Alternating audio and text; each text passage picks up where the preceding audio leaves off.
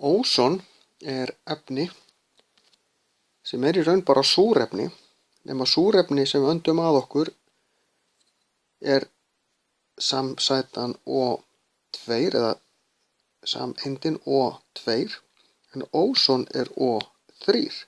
Þá erum við með 3 súrefnisfrumeindir sem tengjast saman í svona þríhyrning, á meðan að hefðbundið súrefnissameind myndar tvítengi. Þetta er ekki óson. Óson er þetta hér.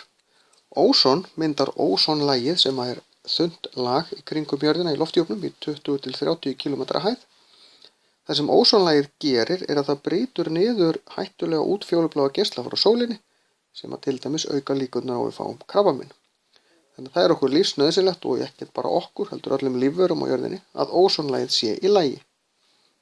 Á tímabili voru notuð svokölluð freonefni eða klórflúorefni sem voru notuð í kælikerfi, í ískápa og svoleiðis. En þegar þau losnuðu út í andrúmsloftið, voru líka í spraybrúsum, að þá brutu þessi efni niður ósonlagið. Þessi efni eru bönnuð í dag víðast hvar, en það er ennþá verið að nota gömul kælikerfi og gamla ískápa sem innihalda þetta. En það fer mjög lítið af þessu út í andrúmsloftið í dag, þannig að ósonlagið er hægt og rólega að jafna sig aftur. Ósonlagið er þykkast við miðbaug út á snúningi jarðarinn þynnra við pólana og þegar það verða stundum göt í ósonlaginu yfir öðrum hvorum pólnum.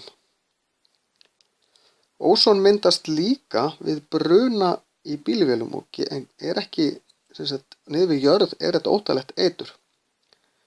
Þó að upp í lofthjúpnum sé þetta okkur lífsnauðsynlegt. Þannig að það er ekki gott ef við erum að brenna, þetta gerist við svona ófullkominn bruna, til dæmis í bílvélum. Þannig að þetta er eitt af eiturefnunum sem koma stundum út úr bílum.